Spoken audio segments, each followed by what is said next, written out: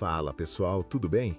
Aqui é o Resumo Popcorn na área e hoje a gente mergulha num dos filmes mais incômodos e viscerais de 2025, Morra Amor, dirigido pela Lynne Ramsay e estrelado pela Jennifer Lawrence e pelo Robert Pattinson. Se você curte cinema que mexe com a cabeça, que desmonta a ideia de família perfeita e joga você dentro da mente de uma personagem em colapso, fica comigo até o fim, porque esse filme não vai sair da sua cabeça tão cedo. Antes de começar a destrinchar essa história, já se inscreve no canal Resumo Popcorn, ativa o sininho e deixa o like, porque aqui a gente sempre traz análises sinceras, sem passar pano e reviews completos dos lançamentos que todo mundo comenta, mas pouca gente realmente disseca como merece. Se você gosta de filme pesado, psicológico, com pegada de drama e thriller, esse é o tipo de conteúdo que você não vai querer perder. Morra Amor adapta o romance de Ariana Harrit, e a Lynne Ramsay, que já tinha lidado com temas extremos em Precisamos Falar sobre o Kevin e Você Nunca Esteve Realmente Aqui, abraça de vez o desconforto como linguagem. Aqui, ela pega a maternidade, normalmente idealizada, doce, quase sacralizada, e arranca todo o verniz até sobrar a carne viva da exaustão, da culpa, do desejo e da rejeição. A trama acompanha Grace, interpretada pela Jennifer Lawrence, uma mulher que se muda com o marido Jackson para uma região rural isolada, numa casa herdada, em busca de uma vida mais simples com o recém-nascido. O que eles encontram, porém, não é um refúgio bucólico, e sim um cenário perfeito para o isolamento emocional e para a mente dela desmoronar em silêncio. A direção da Ramsay trabalha o espaço como extensão do estado mental de Grace. A casa no interior, que em muitos filmes vira símbolo de recomeço, aqui parece sempre fria, distante, cheia de sombras e cantos vazios, como se fosse grande demais para a mulher que se sente encolhida dentro da própria vida.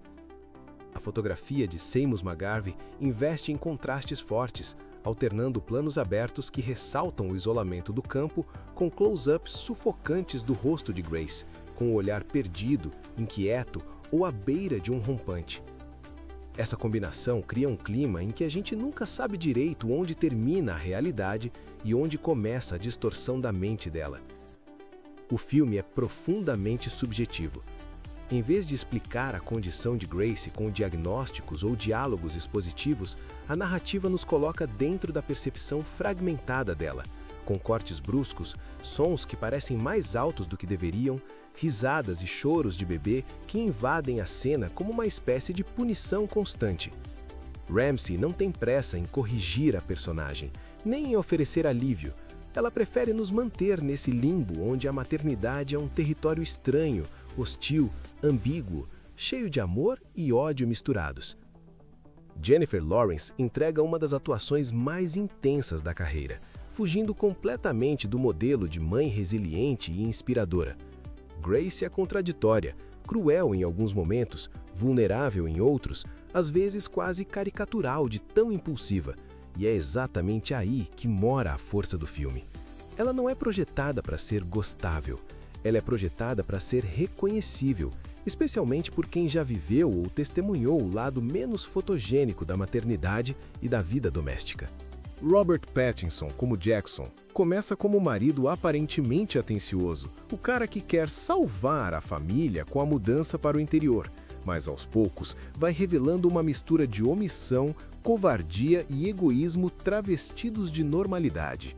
Ele não é um vilão caricatural, é o homem funcional dentro de um sistema que espera que a mulher dê conta de tudo e ainda sorria, e é justamente essa normalidade que torna suas atitudes tão irritantes. Sissy Spacek, como Pam, a sogra, adiciona uma camada de ambiguidade moral.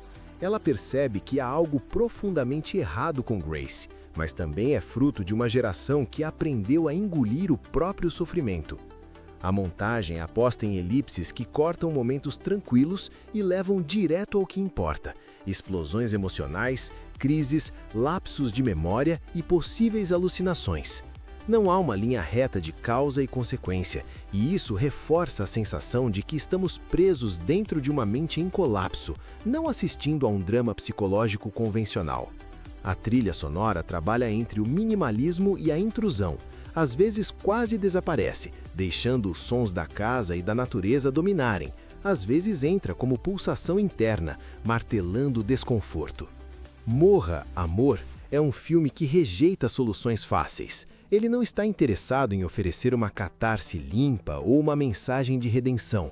O que ele quer é colocar um espelho distorcido, mas brutalmente honesto, na frente da ideia de amor romântico e amor materno que o cinema vende há décadas. É um filme que incomoda, cansa, irrita, e é justamente por isso que permanece na mente depois dos créditos. Se você curte esse tipo de mergulho psicológico, já aproveita e se inscreve aqui no Resumo Popcorn, porque no bloco 2 eu vou entrar nos detalhes da trama, comentar o final, alguns momentos-chave e o que eles significam dentro da jornada de Grace. Já deixa o like, compartilha com aquele amigo ou amiga que adora um filme denso e bora pra parte com spoilers. Atenção, a partir de agora, spoiler. Agora que a gente pode falar sem filtro, vamos abrir o corpo desse filme. Grace e Jackson chegam ao interior de Montana cheios de planos, imaginando um recomeço quase utópico. Uma casa herdada, espaço para o filho crescer, ela podendo escrever, ele trabalhando para sustentar a família. Só que, logo de cara, a rotina escancara a armadilha. Jackson vive fora, sumido a trabalho, e Grace fica praticamente encarcerada na casa com o bebê, exausta, sem rede de apoio real. A sensação de prisão vai se materializando em pequenos detalhes. O choro incessante, o silêncio do campo que vira ruído na cabeça dela, os objetos fora do lugar, como se a própria casa conspirasse contra sua sanidade. Um elemento importante do filme é o flerte de Grace com o caos e com outras possibilidades de desejo. Ela se aproxima de Carl, uma figura que funciona quase como uma tentação de fuga, um lembrete de que ela ainda é um corpo desejante e não apenas um apêndice da criança e do marido. Esse desejo não é romantizado, ele vem carregado de culpa, de autossabotagem, como se qualquer tentativa de escapar da função de mãe ideal precisasse ser punida pelo próprio universo do filme.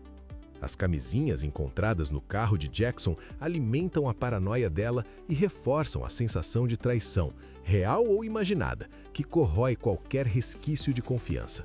O filme também brinca com a ideia de presenças invisíveis. O amigo Greg, que aparece como espécie de fantasma, pode ser lido tanto como uma figura real quanto como projeção da mente de Grace tentando criar alguma forma de companhia num ambiente de solidão extrema. Essas figuras, junto com os delírios e as mudanças bruscas de humor, constroem um retrato de psicose em que nunca temos certeza se o que vemos é literal ou simbólico.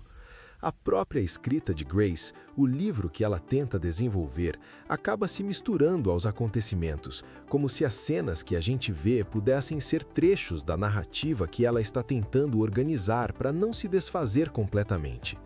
Chegando perto do clímax, a internação de Grace funciona menos como tratamento e mais como uma pausa brutal, uma interrupção forçada na espiral que ela vinha vivendo. Quando ela volta para casa, a tal festa de boas-vindas é um dos momentos mais cruéis do filme. Tudo parece rearranjado sem ela, como se a casa tivesse sido reformada para acomodar uma versão que já não existe. É uma celebração em que Grace é quase uma convidada estranha na própria vida, tentando performar normalidade, sorrindo, assando bolo, enquanto por dentro tudo já queimou. A sequência em que ela abandona a festa, entra na floresta e coloca fogo no livro e no mato é ao mesmo tempo libertadora e devastadora. O fogo aqui é metáfora explícita, é o colapso final, a recusa em continuar encenando um papel que a está destruindo, mas também é uma forma de autoaniquilação, de romper com qualquer ideia de retorno à normalidade.